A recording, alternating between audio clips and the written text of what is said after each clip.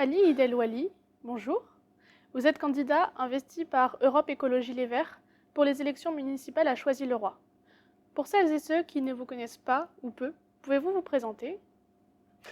Ali, 53 ans, papa de 2 enfants qui sont scolarisés aux établissements publics de Choisy-le-Roi. Dans la vie professionnelle, je suis directeur associé d'une agence de communication qui est spécialisée sur les questions d'intérêt général, c'est-à-dire qu'on travaille avec des acteurs de l'engagement, des fédérations, des ONG, des associations, tous ces acteurs qui aspirent à changer le monde. Et bah, écoutez, nous, on les accompagne pour pouvoir porter et promouvoir les causes sur lesquelles ils s'engagent. Je crois savoir qu'avant de vous engager en politique, vous avez eu un parcours associatif assez fourni. Oui, j'ai eu un parcours associatif depuis, je dirais depuis tout temps, mais enfin ou presque. Disons que l'expérience significative dont je suis particulièrement fier, c'était en début des années 2000. C'était au sein d'une association franco-marocaine, franco-berbère pour être plus précis. Et c'est dans le cadre de missions de solidarité internationale dans le sud du Maroc, auprès des villages et auprès surtout des populations des villages berbères. Voilà, c'était sur des questions d'apporter des fournitures scolaires, sur les questions justement d'apporter de l'aide aux coopératives féminines. Bref, c'était une formidable expérience dont je garde un beau souvenir. Et c'est au cours de ces expériences que votre éveil aux enjeux écologiques est né. Oui, c'était l'un des déclics. C'était vraiment un des moments des déclics et de l'éveil écologique. C'était au sud du Maroc. C'est comme ça que je l'ai eu. C'est en ayant observé la désertification, c'est-à-dire l'avancée du désert, la rareté des ressources, les conflits entre populations sur justement la base de cette rareté des ressources.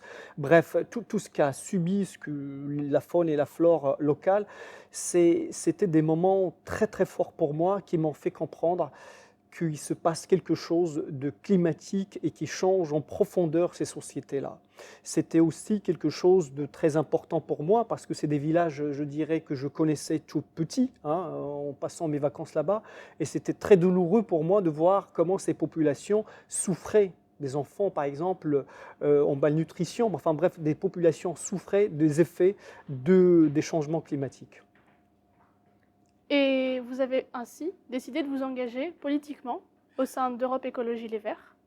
Oui, c'est bon. Après, retour en France, lecture du pacte écologique de Nicolas Hulot. Enfin bref, il s'est passé quelque chose dans ma tête où je me suis dit qu'il fallait absolument pousser l'engagement au-delà de la sphère associative. Et c'est comme ça que j'ai pris ma première carte auprès des Verts, enfin après qui se sont appelés en fait, qu'on appelle maintenant enfin Europe Écologie et les Verts. Et c'était voilà, c'était ma première expérience politique, c'était justement en 2007. Et suite logique de votre engagement politique, en 2014, vous êtes lancé en vous portant candidat pour le mandat du maire. Expérience importante puisque je suis arrivé en 2010 à Choisy-le-Roi. Ma première expérience électorale, c'était en 2011, lors des élections départementales où j'étais candidat des écologistes pour la première fois de l'histoire en fait, des écolos à Choisy-le-Roi. De mémoire, c'était déjà dans les 11%.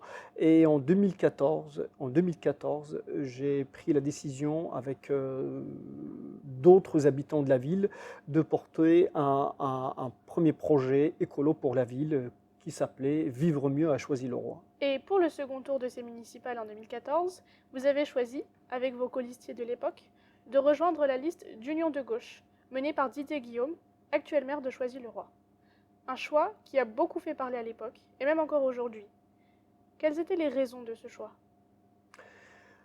Des raisons multiples. J'aimerais juste rappeler que c'était vraiment pas un choix facile. C'était un choix qui a fait l'objet de débats et de débats au sein du groupe, qui a fait l'objet in fine d'un vote, et le vote indiquait, concluait je dirais, la coalition avec Didier Guillaume, avec la majorité de gauche à l'époque. Alors la raison, je dirais plusieurs raisons. La raison principale de mémoire, c'était qu'on s'était dit qu'il fallait absolument pas qu'on reste dans le commentaire et dans l'inaction, qu'il fallait absolument se saisir de l'urgence climatique, l'urgence sociale et climatique, et qu'il fallait du coup se coltiner à la responsabilité. C'était facile de rester dans l'inaction, mais on a fait ce choix-là, encore une fois, qui était très difficile, très partagé, puisqu'on n'a pas réussi à arriver à un consensus. C'est le vote qui nous a indiqué qu'est-ce qu'il fallait faire, et on l'a pris en toute conscience. Un choix gagnant en tout cas, puisque vous avez fait votre entrée avec 8 autres élus écologistes dans la majorité au conseil municipal, en tant que maire adjoint à l'écologie urbaine, aux circulations douces et à l'aménagement de l'espace public. Quels étaient vos objectifs pour la ville au sein de cette majorité? Et finalement, quelles actions avez-vous pu mener à bien? L'objectif principal pour nous, c'était d'amorcer une dynamique écolo sur la ville. C'est surtout ça l'objectif premier. Ensuite, on s'était donné d'autres objectifs opérationnels sur les questions de l'écologie urbaine, sur les questions de circulation douce, sur les questions de la petite enfance, bref, sur d'autres questions qui sont en lien avec nos délégations. Mais pour nous, quand on est arrivé, je dirais, en responsabilité, notre premier objectif, et j'aimerais bien le rappeler à celles et ceux qui nous écoutent et qui nous regardent, c'est d'abord amorcer une dynamique écolo sur la ville. Objectif, de mon point de vue, qui à ce jour est atteint, puisque depuis, il y a une culture, si je peux dire, des idées écolos et qui ont gagné aussi bien le camp des gens de la droite sur l'échiquier politique que du centre et bien sûr à gauche. Donc pour moi, nous avons gagné la bataille des idées, aussi bien à l'intérieur comme à l'extérieur du conseil municipal. Ensuite, sur les questions du bilan d'une manière encore plus concrète, je dirais bien sûr, c'est le bilan d'une minorité dans une majorité, avec des batailles gagnées, d'autres perdues, mais encore une fois, c'est le lot des minorités dans des majorités. Vous avez eu aussi, je crois, de gros points de désaccord avec le maire et son groupe. Oui, il y a eu des désaccords profonds. On le savait qu'il allait y avoir des difficultés. Très franchement, on ne mesurait pas vraiment à ce point-là, mais on le savait. Des désaccords sur l'urbanisme, des désaccords sur la façon de gérer l'espace public, des désaccords sur la question de l'eau, des désaccords sur la cantine scolaire, des désaccords sur la question même des agents municipaux. Bref, on a eu des désaccords très forts et qui ont finalement fini par une rupture définitive entre moi et les communistes. Ces désaccords ont conduit plusieurs élus qui étaient entrés avec vous au conseil municipal à la démission. Pourquoi avoir fait le choix de rester? Seul qui plus est, beaucoup ont dit que vous aviez sacrifié vos convictions pour votre ambition personnelle. C'était franchement facile de démissionner. C'était un beau cadeau pour certains que de me voir démissionner et quitter la majorité municipale. J'ai fait le choix de la difficulté. J'ai préféré persévérer dans les actions, persévérer dans les alertes que je donnais au public concernant de gros dossiers de la ville. C'est pour ça que j'ai dû continuer au sein de cette majorité, malgré les désaccords. Et finalement, en octobre 2019, vous finissez par démissionner aussi. N'était-ce pas un peu tard, Ali Elouali, au bout de 5 ans et demi de mandat? Très franchement, il y a eu un point de bascule. Il y a eu un point de non-retour, c'était l'abattage des arbres. Là, j'en ai informé le maire, puisque j'avais donné une consigne au service de ne pas abattre les arbres. Les services ont eu une contre-consigne de la part du cabinet, et là, c'était la goutte qui débordait du vase. Et c'est comme ça que j'ai décidé de rompre toute confiance que j'avais auprès de cette majorité et de porter un nouveau projet.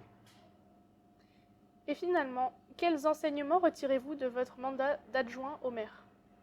D'abord, l'endurance. Il faut le reconnaître. Il faut être vachement endurant pour pouvoir supporter ces 5 voire 6 années. Ensuite, les enseignements, c'est ceux que toute minorité doit avoir dans une majorité.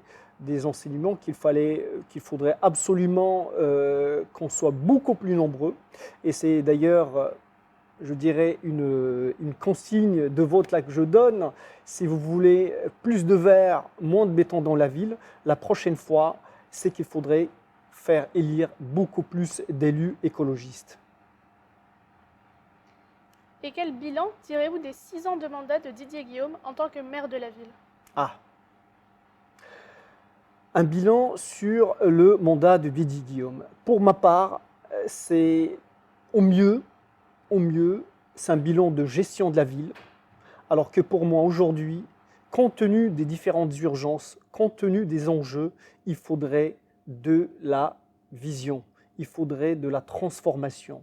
La gestion, l'écologie des petits pas, l'écologie du développement durable sont largement en deçà, aussi bien des attentes des habitants que des urgences climatiques à l'échelle locale et bien sûr à l'échelle mondiale.